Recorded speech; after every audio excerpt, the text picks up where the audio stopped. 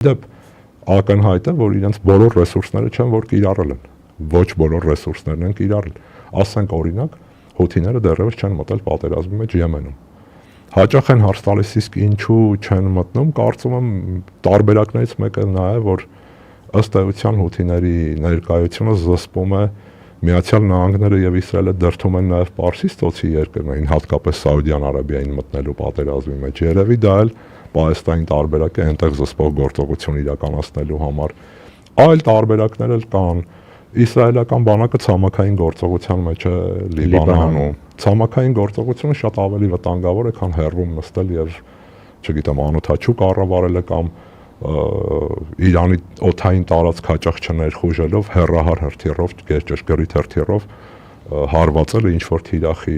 Երկրորդը ասում են, չէ, Իրանի հակաօդային պաշտպանությունը ամբողջությամբ շարքից դուրս ենք բերել, չէ, ասացին, չէ։ Հա, կա տենց։ Ահա, այսօր Ամերիկայի Միացյալ Նահանգները պատերազմի նախարարը ասում էր, առաջիկա շաբաթվա ընթացքում մենք կկարողանանք ամբողջովին չեզոքացնել այդ հակաօդային պաշտպանության համակարգը, սա նշանակում է, որ գործում է այդ համակարգը դեռևս, վատ, լավ եւ այլն։ Դա էլ են շատ հարցնում իմիջայլոց։ Իսկ ինչի Իրանը հոբ համակարգ 1.600.000 քառակուսի կիլոմետրից ավելի տարածք է, ինչ հոբ համակարգով պետքա փակես։ Առավել եւս, եթե դու գտնվում ես պատժամիջոցների տակ, ծանրագույն պատժամիջոցների ներքո, հետեւաբար իրանական ռազմավարությունը հետեւյալն է, հարվածը ընդունել անխուսափելի է այդ հարվածը եւ անխուսափելի է, մենք չունենք հնարավորություն այդ հարվածը կանխելու, Իսրայելի չափերը նայեք, բայց այս մանդրտ իրանական հրթիռները անցնում են, չէ՞։ Եվ պաշտպանության մակարդակը հոպի նայեք, աշխարհի լավագույն հակաօդային պաշտպանությունն է, Ամերիկայի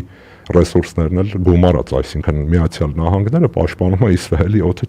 ավելի լավ, քան որքան էլ պարադոքսալ թվա իր բազաները մերձավոր արևելքում, սա էլ խնդիր է։ Կամ Պարսից ծոցի արաբական պետությունները հիմա երկակի իրավիճակ է։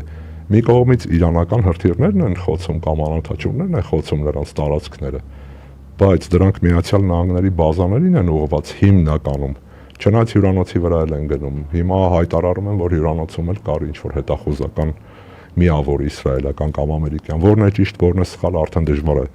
բայց կողմնորոշվել, բայց այդ պետություններին երկու երկընտրանքի առջև են ըստ էության։ Մի կողմից դրդում են նրանց ներքաշվել Իրանի դեմ պատերազմի մեջ, մյուս կողմից վտանգավոր է այդ պատերազմի մեջ ներքաշվելը էլ ավելի վտանգավոր է, որովհետև այս պարագայում Իրանը արդեն, ինչպես ասում են, այլ թիրախների էլ կհարվածի։ Հաջորդ հանգամանքը այս պետությունները նաև Միացյալ Նահանգներին դատելով կրկին լրատվական արտահոսքերից խոսում են Միացյալ Նահանգներից այն մասին, եթե մենք էլ ենք քո դաշնակիցը, ինչու ես մի դաշնակցից այդքան լավ պաշտպանում, մյուս դաշնակիցների թողում բախտիքը մահաճույքին իրանական հարվածների ներքո։ Կրկնում եմ, բազմաթիվ բաղադրիչներ կան, բազմաթիվ տարրեր կան, որոնք պետք է ամբողջությամբ համադրվեն, ամբողջությամբ, ասեմ այսպես, միավորվեն, վերլուծվեն, որպեսզի մենք կարողանանք շատ հստակ պատկեր ունենալ եւ դա ամենևին մի մարդու, երկու մարդու անելու գործ չէ։